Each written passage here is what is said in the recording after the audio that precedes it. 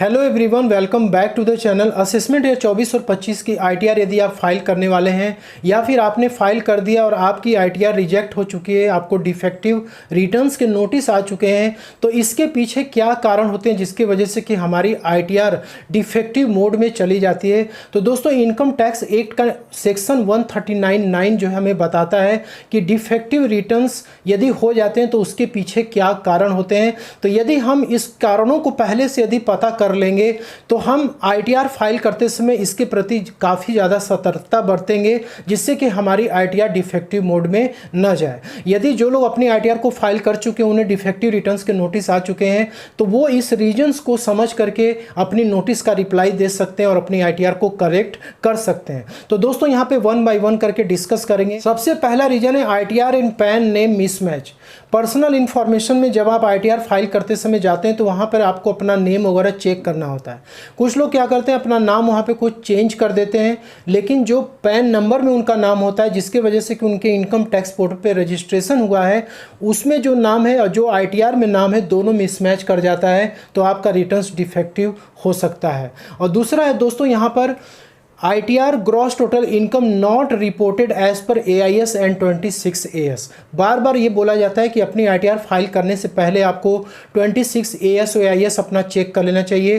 कुछ इनकम ऐसे होते हैं जो 26AS में रिपोर्ट होते हैं, जिसपे कि टीडीएस कटता है। कुछ इनकम आपके ऐसे होते हैं जो एआईएस टीआईएस में दिखते हैं। तो आपको अपना जो भी इनकम का कैलकुलेशन है आईटीआर में, ग्रॉस टोटल इनकम, आपको इसके अकॉर्डिंग ही तैयार करना चाहिए। यहाँ पे इनकम आपकी कुछ और दिखती है और आईटीआर में कुछ और आपकी टोटल इनकम दिखती है, तो वहाँ पे मिसमैच होता है, तो आपको डिफेक्टिव रिटर्न्स के नोटिस आ जाते हैं। दोस्तों, जैसे कि यहाँ पे 26AS जब आप ओपन करेंगे तो यहाँ पे टोटल अमाउंट पेड का ऑप्शन आता है, यानी कि आपके जिस इनकम पे टीडीएस कटा है वो इनकम आपको यहाँ पे दिखती है। तो ये इनकम आपकी आईटीआर में दिखनी चाहिए। आपको इस इनकम से कम इनकम वहाँ पे नहीं दिखाना है, ठीक है, जिसके वजह से कि आपको दिक्कत ना हो। और दूसरा ये है कि कुछ इनकम आपके ऐसे होते हैं जैसे डिविडेंड हो गया, इंटरेस्ट फ्रॉम डिपॉजिट हो गया, sale of securities and mutual funds हो गया, जिसमें कि कैपिटल गेन वगैरह होता है।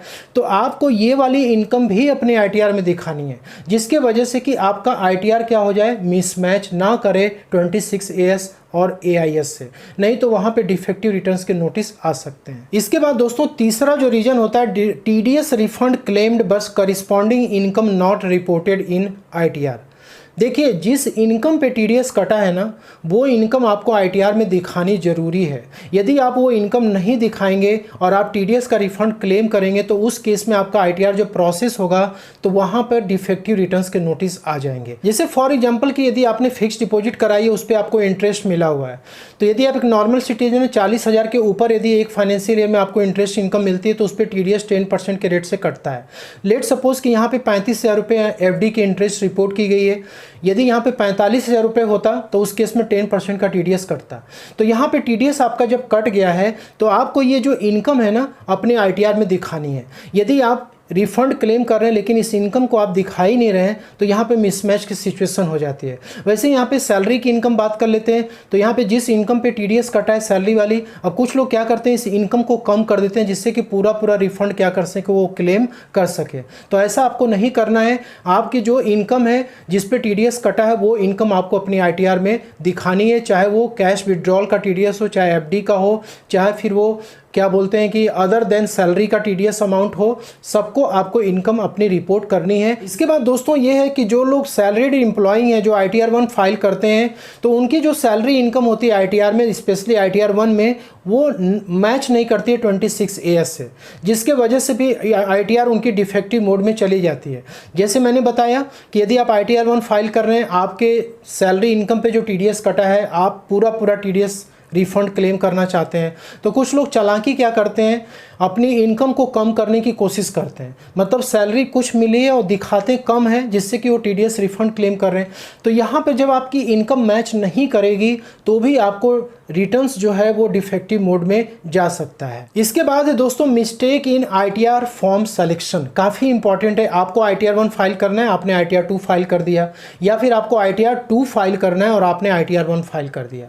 अब जैसे आप एक सैलरीड एम्प्लॉई हैं, आपको सैलरी के साथ साथ आप म्यूचुअल फंड और शेयर मार्केट में भी आपने इन्वेस्टमेंट करा है और उस पर आपको कैपिटल गेन हो रही है। आपने क्या किया कि कैपिटल गेन वाली इनकम आपने छोड़ दी, आप चुपचाप ITR 1 फाइल कर दिए, लेकिन AIS में आपका purchase and sale of securities और म्यूचुअल फंड्स की इनकम दिख रही है। तो उस केस में आपको ITR 2 फाइल करना चाहिए था, लेकिन आप ITR 1 फाइल कर दिए।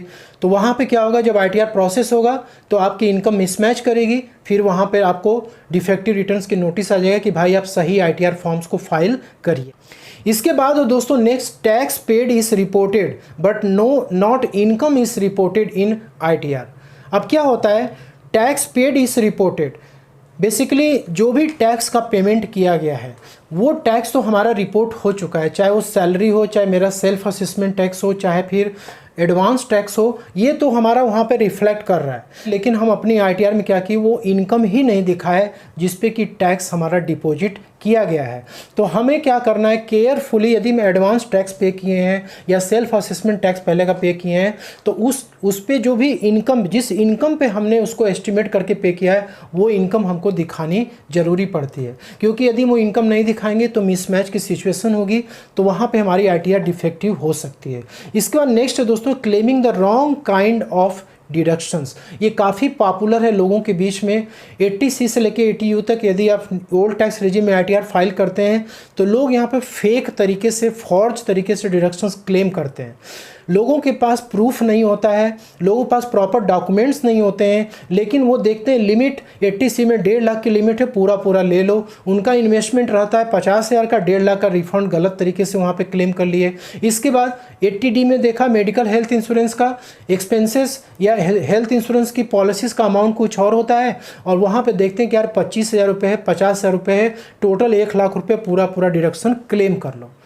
तो दोस्तों जो डिडक्शंस आपके नहीं हैं, उन डिडक्शंस को आप रॉन्ग तरीके से क्लेम ना करें। यदि आप क्लेम करते भी हैं तो आपके पास उसका प्रूफ होना चाहिए, क्योंकि आप गलत तरीके से करेंगे तो फ्यूचर में चल कर के आपकी ITR डिफेक्टिव मोड में जा सकती है और आपसे नोटिस भेज करके आपसे एक्सप्लेनेशन मांगा जा सकता है। इसके बाद है दोस्तों, capital gain schedule on stock, mutual fund and crypto not field. ITR file करते समय ये शेड्यूल काफ़ी इंपॉर्टेंट होता है। सेक्शन 111A, सेक्शन 112A जो कि कैपिटल गेन के ऊपर बात करता है, म्यूचुअल फंड और शेयर मार्केट की। तो यदि आपको इनकम ऐसी हो रही है तो आप प्लीज़ उस शेड्यूल को ज़रूर अपडेट करें। यदि आप इंट्राडे ट्रेडिंग करते हैं, फ्यूचर एंड ऑप्शन की ट्रेडिंग करते हैं, तो आप ITR 3 फाइल करें और उसमें अपने ट्रेडिंग की जो भी इनकम है, जो भी एक्सपेंसेस है, उसको केयरफुली आप दिखाएं।